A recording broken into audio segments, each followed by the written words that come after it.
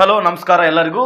ಇಂದಿನ ಈ ಸಂಚಿಕೆಗೆ ಪ್ರೀತಿಯ ಸುಸ್ವಾಗತ. ಇಂದಿನ ಈ ಸಂಚಿಕೆಯಲ್ಲಿ ಒಳ ಮೀಸಲು ರಕ್ಷಣೆಗೆ ಮಸೂದೆ ಶೇಕಡ 50-56ಕ್ಕೆ ಹೆಚ್ಚಿಸಲು ನಿರ್ಣಯ ಮತ್ತು ವಯೋಮಿತಿ ಸಡಿಲಿಕೆಗೆ ಅವಕಾಶ, ಈ ಎಲ್ಲ ಟಾಪಿಕ್ ಬಗ್ಗೆ ಪ್ರಜಾವಾಣಿ ದಿನಪತ್ರಿಕೆಯಲ್ಲಿ ಏನೇನು ಮಾಹಿತಿ ಬಂದಿತ್ತು, ಏನೇನು ಪ್ರಮುಖ ವಿಷಯಗಳು ಬಂದಿತ್ತು ಅದನ್ನು ನಾವು ನೋಡ್ಕೊಂತ ಹೋಗೋಣ.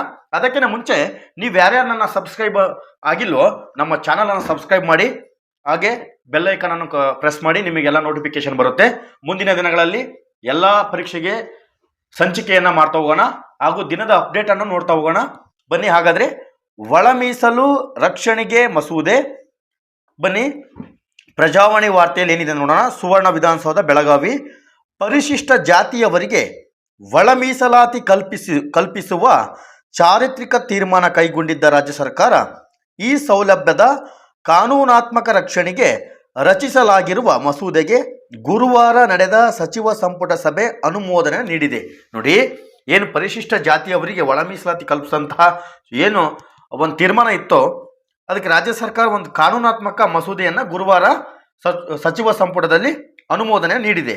ಪರಿಶಿಷ್ಟ ಜಾತಿಯವರಿಗೆ ಲಭ್ಯ ಇರುವ ಶೇಕಡ 17ರಷ್ಟು ಮೀಸಲಾತಿಯಡಿಯಲ್ಲಿ ಎಡಗೈ ಸಂಬಂಧಿತ ಜಾತಿಗಳಿರುವ ಎ ಪ್ರವರ್ಗಕ್ಕೆ ಶೇಕಡ 6%, ಬಲಗೈ ಸಂಬಂಧಿತ ಜಾತಿಗಳಿರುವ ಬಿ ಪ್ರವರ್ಗಕ್ಕೆ ಶೇಕಡ 6%, ಸ್ಪರ್ಶ ಮತ್ತು ಅಲೆಮಾರಿ ಜಾತಿಗಳಿರುವ ಸಿ ಪ್ರವರ್ಗಕ್ಕೆ ಶೇಕಡ 5ರಷ್ಟು ಒಳ ಮೀಸಲಾತಿ ಜಾರಿಗೊಳಿಸಿ ರಾಜ್ಯ ಸರ್ಕಾರ ಈ ಹಿಂದೆ ಆದೇಶ ಹೊರಡಿಸಿತ್ತು. ಕಾನೂನಿನ ಅಡಚಣೆಗಳು ಎದುರಾಗುವ ಸನ್ನಿವೇಶ ಸೃಷ್ಟಿಯಾಗಿರುವ ಬೆನ್ನಲ್ಲೇ ಆದೇಶಕ್ಕೆ ಹೆಚ್ಚಿನ ಕಾನೂನು ಬಲ ನೀಡಲು ತರಲಾದ ಮಸೂದೆಯನ್ನು ಸಚಿವ ಸಂಪುಟದಲ್ಲಿ ಮಂಡಿಸಲಾಗಿತ್ತು. ನೋಡಿ, ಇನ್ನು ಶೇಕಡ 17ಕ್ಕೆ ಹೆಚ್ಚಿಸಿ 3 ಭಾಗಗಳಾಗಿ ಮೀಸಲಾತಿಯನ್ನು ಏನು ಹಂಚಿಕೆ ಮಾಡಿತ್ತು ರಾಜ್ಯ ಸರ್ಕಾರ, ಅದು ಮೀಸಲಾತಿಯ ಪರ್ಸೆಂಟೇಜು 50ರಿಂದ 56ಕ್ಕೆ ಏರಿಕೆ ಆಗಿತ್ತು. ಅಲ್ಲಿ ಸ್ವಲ್ಪ ಕಾನೂನು ತೊಡಕುಗಳು ಬರಲು ಶುರು ಆಯಿತು.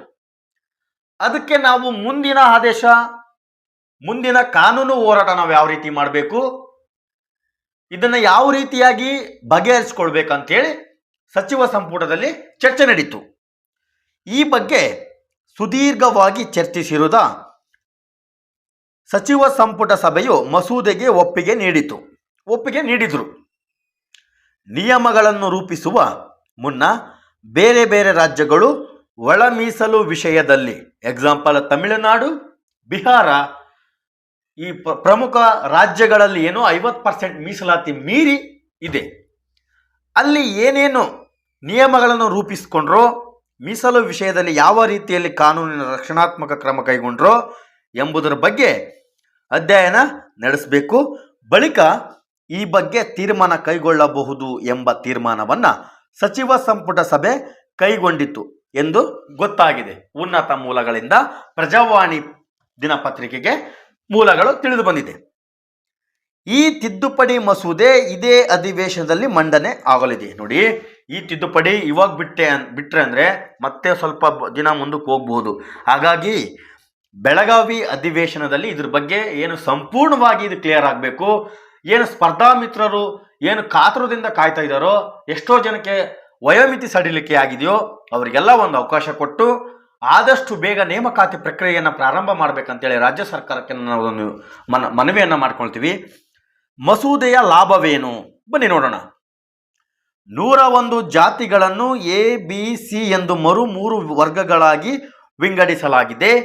ಸರ್ಕಾರಿ ಹುದ್ದೆಗಳಿಗೆ ಒಳ ಮೀಸಲಾತಿ ಕಾರಣಕ್ಕೆ ತಡೆ ಹಿಡಿಯಲಾಗಿದ್ದ ನೇರ ನೇಮಕಾತಿ ಪ್ರಕ್ರಿಯೆಯನ್ನು ಆರಂಭಿಸಲು ಸಿಬ್ಬಂದಿ ಮತ್ತು ಆಡಳಿತ ಸುಧಾರಣಾ ಇಲಾಖೆಗೆ ಅಂದರೆ DPARಗೆ ಇದರಿಂದ ನೆರವಾಗಲಿದೆ.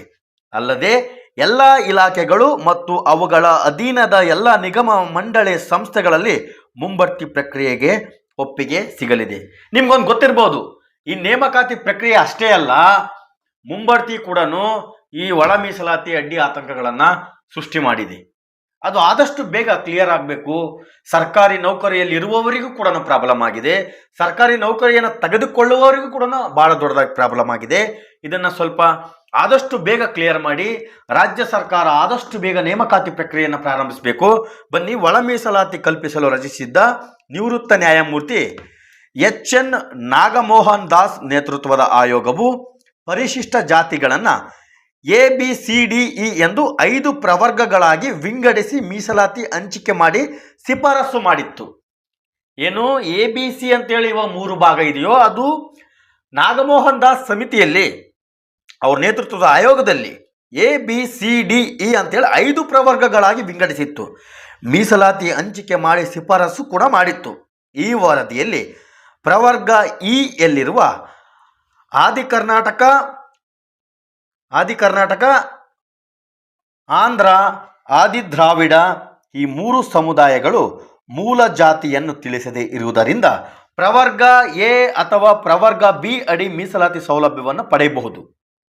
ಅವರು ಮೂಲ ಜಾತಿಯನ್ನು ತಿಳಿಸಿದ್ದಿಲ್ಲ. ಹಾಗಾಗಿ ABC ಅಂತೇಳಿ 3 ಭಾಗಗಳಾಗಿ ಮಾಡಿ 6, 6, 5 ಅಂತೇಳಿ ಮೀಸಲಾತಿಯನ್ನು ಹಂಚಿಕೆ ಮಾಡಿದರು.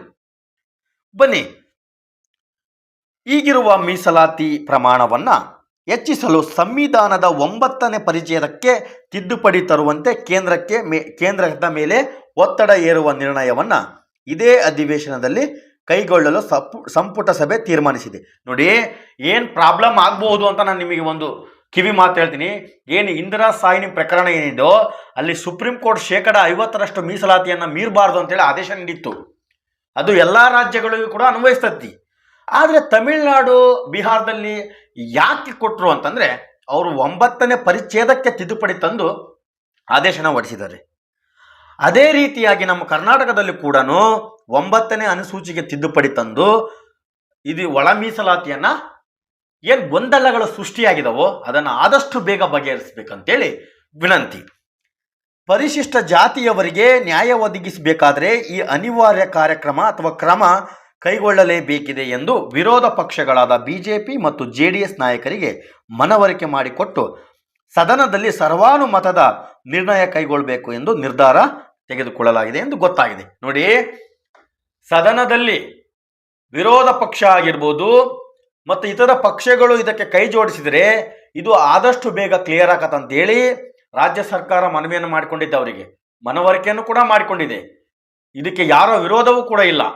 ಹಾಗಾಗಿ ಎಲ್ಲರ ಸರ್ವಾನುಮತದಿಂದ ಇದು ಕೇಂದ್ರಕ್ಕೆ ಶಿಫಾರಸು ಮಾಡಿದರೆ ಇದು ಆದಷ್ಟು ಬೇಗ ಬಗೆಹರಿತತೆ. ಈ ನೇಮಕಾತಿ ಪ್ರಕ್ರಿಯೆಗಳು ಏನು ಧೂಳು ಹಿಡಿದಿದವೋ ಅದು ಮತ್ತೆ ಮುನ್ನೆಲೆಗೆ ಬರ್ತತಿ. ಆದಷ್ಟು ಬೇಗ ಬರಬೇಕಂತೇಳಿ ನಮ್ಮ ಆಶಯ. ನೋಡಿ, ಕರ್ನಾಟಕದಲ್ಲಿ ಈಗ ಇರುವ ಮೀಸಲಾತಿ ಪ್ರಮಾಣ 50%ಕ್ಕೆ 56ಕ್ಕೆ ಏರಿದೆ. ನೋಡಿ, ಈಗಿನ ನಾನು ಏನು ಉಚ್ಚಾರ ಮಾಡಿದ್ನೋ ಇಂದಿರಾ ಸಾಯ್ನಿ ಪ್ರಕರಣ, ಅದು ಇಲ್ಲಿ ಕೊಟ್ಟಿದ್ದಾರೆ. ಇಂದಿರಾ ಸಾಯ್ನಿ ಪ್ರಕರಣದಲ್ಲಿ ತೀರ್ಪು ನೀಡಿದ್ದ ಸುಪ್ರೀಂ ಕೋರ್ಟ್ ಮೀಸಲಾತಿ ಪ್ರಮಾಣ 50% ಮೀರಬಾರದು ಎಂದು ಹೇಳಿದೆ.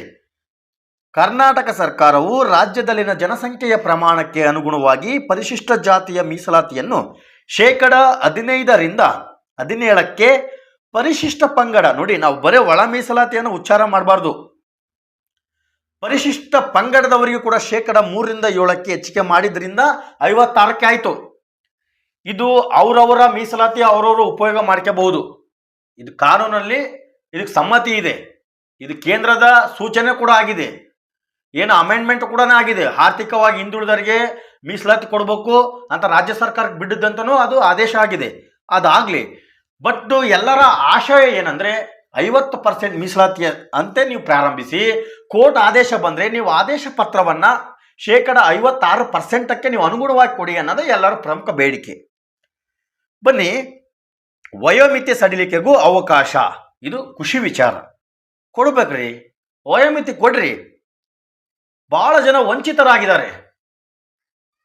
ಎಷ್ಟು ಡಿಲೇ ಆಗಿದೆಯೋ ಅಷ್ಟು ವಯೋಮಿತಿ ಕೂಡ ಭಾಳ ಡಿಲೇನೂ ಆಗಿದೆ ಕೆಲವೊಬ್ಬರ ಜೀವನದಲ್ಲಿ. ಅದಕ್ಕೆ ನೀವು ಒಂದು ಅವಕಾಶ ಮಾಡಿಕೊಡಿ. ಒಂದು ಅವಕಾಶ ಮಾಡಿಕೊಟ್ರೆ ಎಷ್ಟೋ ವಿದ್ಯಾರ್ಥಿಗಳು ಉದ್ಯೋಗಾಕಾಂಕ್ಷಿಗಳಲ್ಲಿ ನೀವು ಒಂದು ಸ್ವಲ್ಪ ಬೆಳಕು ಚೆಲ್ದಂಗೆ ಆಕತಿ. ವಯೋಮಿತ ಸಡಿಲಿಕೆಗೂ ಕೂಡ ಅವಕಾಶ. ನೇಮಕಾತಿಯಲ್ಲೇ ಎಲ್ಲ ಅಭ್ಯರ್ಥಿಗಳಿಗೆ ವಯೋಮಿತಿಯಲ್ಲಿ ಸಡಿಲಿಕೆ ನೀಡಲು ತೀರ್ಮಾನಿಸಲಾಗಿದ್ದು ಈ ಬಗ್ಗೆ ಪ್ರತ್ಯೇಕ ಆದೇಶ ಹೊರಡಿಸಲು DPAR ಅಗತ್ಯ ಕ್ರಮ ವಹಿಸಲು ನೆರವಾಗಲಿದೆ. ನೋಡಿ, ದಯವಿಟ್ಟು ಇದೊಂದು ಮಾಡಿಕೊಡಿ, ವಯೋಮಿತಿ ಸಡಿಲಿಕೆ ಮಾಡಿಕೊಡಿ. ಎಷ್ಟೋ ಜನರಲ್ಲಿ ಬೆಳಕಾಗುತ್ತೆ. ಎಷ್ಟೋ ಜನ ಅವಕಾಶ ವಂಚಿತರಾಗಿ ಇವತ್ತು ಇದ್ದಾರೆ. ನಮಗೆ ಏಜ್ ಇಲ್ಲ, ಏಜ್ ಭಾರ ಆಯ್ತು ಅಂತ ಒಂದು ಅವಕಾಶ ಮಾಡಿಕೊಡಿ. ಒಂದೇ ಅವಕಾಶ, ಸರ್ಕಾರನ ಅವಕಾಶ ಸಿಕ್ಕಂತವ್ರು ನೆನೆಸ್ತಾರೆ. ಒಂದು ಅವಕಾಶ ಮಾಡಿಕೊಡ್ಬೇಕು.